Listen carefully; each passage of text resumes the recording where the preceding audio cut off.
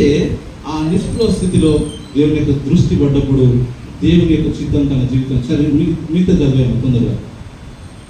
ఆయన జాలరులు వాటిలో నుండి దిగి తమ వలలు కడుగుచుండిరి. ఆయన దోణెలలో సీమోనుదైన ఒక దోణి ఎక్కి దరి నుండి కొంచెము త్రోయమని అతన్ని అడిగి కూర్చుంటి దోణెలో నుండి జన సమూహములకు బోధించుచుండెను. ఇక్కడ పేతురు మొదటిసారి దేవుణ్ణి చూస్తున్నాడా? దేవుడు కలవడం మొదటిసారినా పేతురుని? అవునా కదా? చెప్పాలి. కాదు కదా?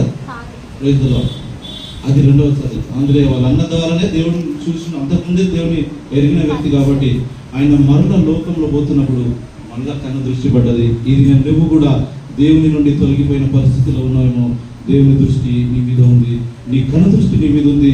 ఆయన ప్రేమను చూపుతా ఉన్నాడు.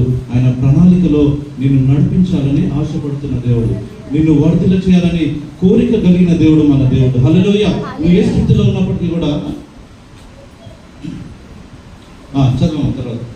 ఆయన బోధించుట చాలించిన తర్వాత నీవు దోణిని లోతునకు నడిపించి చేపలు పట్టుటకు మీ వలలు వేయడని సీమోనుతో చెప్పగా, సీమోను ఏలినవాడా, రాత్రంతయు మేము ప్రయాసపడితిమి గాని మాకేమీయూ దొరకలేదు, అయినను నీ మాట చొప్పున వలలు వేయుటని. ఈ మాట చాలా జాగ్రత్తగా వినాలి. ఎప్పుడు కూడా ఈ మాట నేను చాలాసార్లు మీకు చెప్పినాను, మరొకసారి నేను చెప్తా ఉన్నాను.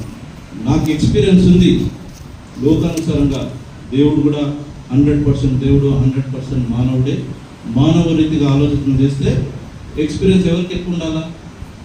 పేతురుకే కదా. పేతురుకి ఎక్కువ ఉండాలి. అంత ఎక్స్పీరియన్స్ పర్సన్ ఉండి కూడా ఒక మంచి మాట చెప్తానంటే, ఆయనను నీ మాట చెప్తున్నాను. ఈ దినం నువ్వు ఏ పరిస్థితిలో ఉన్నప్పటికీ కూడా, ఏ దుఃఖంలో, ఏ వేదనలో, ఏ భయంకరమైన పరిస్థితుల్లో నడుస్తున్నప్పటికీ కూడా, ప్రభువా ఆయనను నీ మాట చెప్పున నేను నిలబడతాను. ఎందుకంటే నీవే నాకు ఆదరణకర్తవు, నీవే నన్ను విడిపించే దేవుడు, నీవే నన్ను నడిపించే దేవుడు, నీవే నన్ను లేవనెత్తే దేవుడు, నీవే నన్ను స్వస్థపరిచే దేవుడు, నీవే నన్ను ఘనపరిచే దేవుడు, హెచ్చించే దేవుడు. హల్లెలూయా. మనుషులు ఎప్పుడు కూడా మనల్ని కింద పడేయాలని చూస్తూ ఉంటారు, కానీ మన దేవుడు ఎప్పుడు కూడా మనల్ని హెచ్చించి ఉన్నతమైన స్థితిలో ఉంచాలని దేవుని యొక్క ఉద్దేశం కలిగిన దేవుడు. చదవమ్మా.